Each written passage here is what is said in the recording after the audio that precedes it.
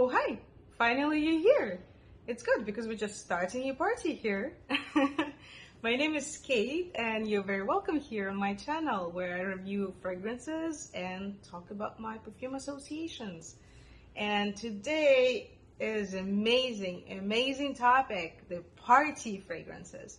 So I decided to select three fragrances that to my mind are amazing for party time, especially for New Year's or Christmas.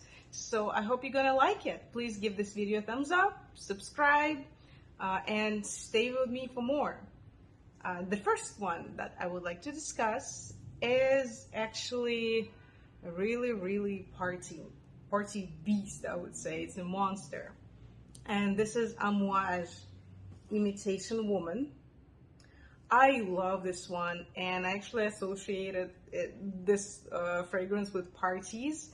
And I even read interview with Christopher Chong, who used to be the creative director of Amouage. And when it was his idea, as I understood, to create this fragrance, and as he grew up in New York City, here on Manhattan, somewhere in Lower East Side, maybe East Village.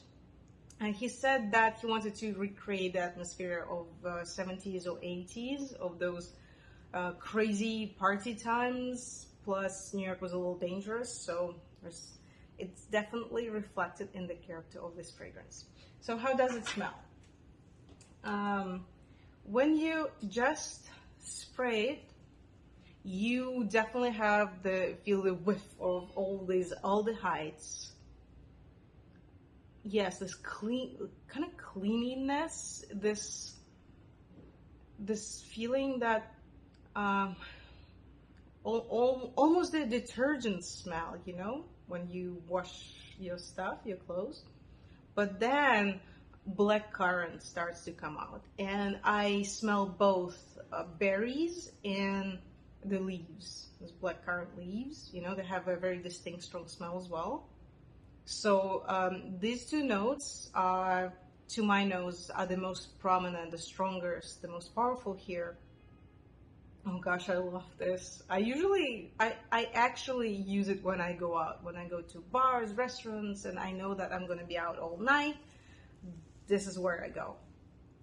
Yes, so also I can smell incenses, some ylang-ylang a little bit, maybe a little bit of wood, but it's kind of in the back.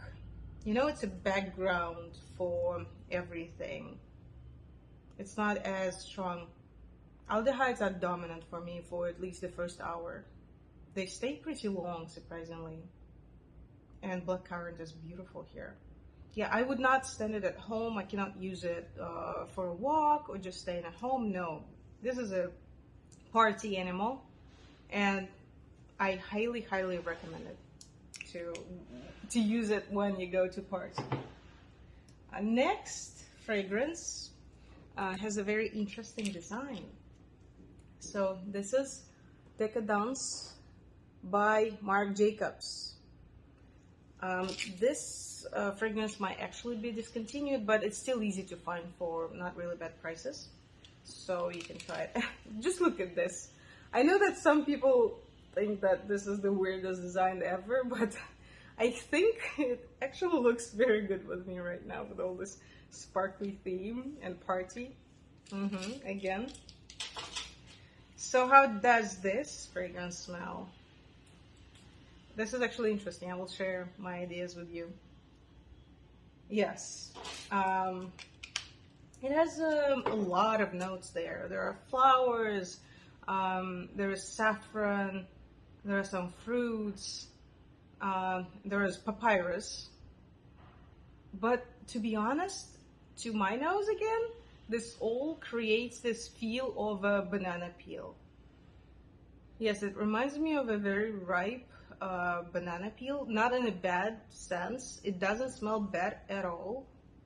It just, you know, banana has this very strong smell, even though it doesn't smell around you as much. But when you put it close to your nose, It is a very, very potent smell. It just doesn't project a lot. And this gives me that feeling. I'm not sure how papyrus smells, but for some reason my imagination is drawing a papyrus here. There's definitely some plant with slightly sweet scent. If to mention fruits, I think it's maybe something like it has a peach feel, but it's not peach. Maybe it's a plum, a very juicy plum that if you squeeze it, it will just burst in your hand. Yeah, I just cannot get rid of the association with banana. It's a very interesting scent. It's not very long lasting. This is a beast. This is not very long lasting. I think I can get about up to 5 hours max out of it if I spray on clothes, but I try not to spray it on clothes because you see it has vanilla like materials, so it gets orangey, like this brownish color. So I don't recommend to spray this on your clothes unless it's a dark clothes.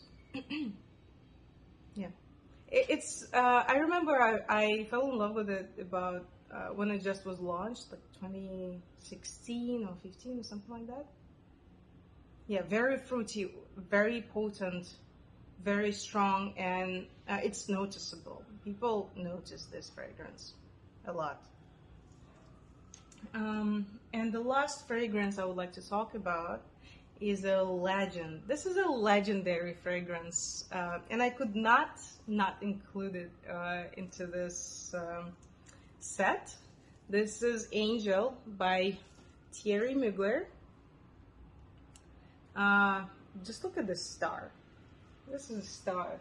Actually, this fragrance was launched the year I was born, 1992. So it's been around. It's been around, but it doesn't smell outdated or something. You can get a 90s vibe from this, but for a party, come on, 90s and parties, definitely the same thing. Okay, so this is very tricky because I have no idea how to describe this smell. I know it might sound funny, but this is made, this has such a good structure that it becomes just one thing.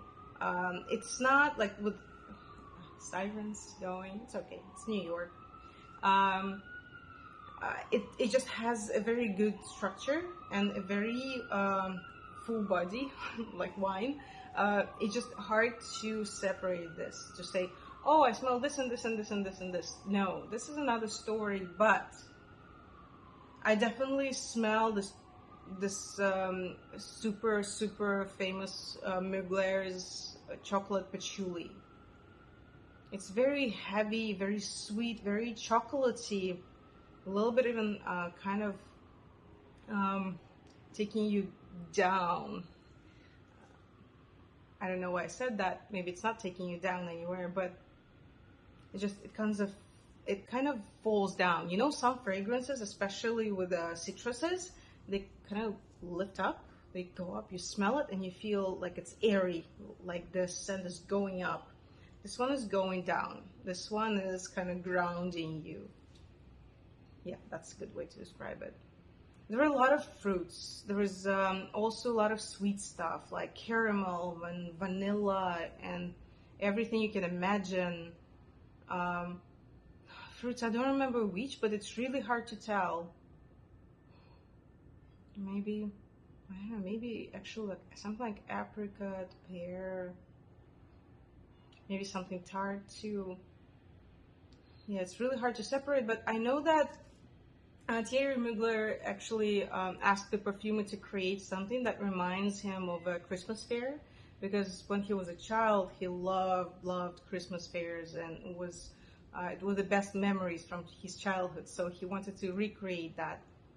And I actually can agree. This gives out the vibe of a Christmas fair, because actually it's December and they all opened up here. So yes, it's true.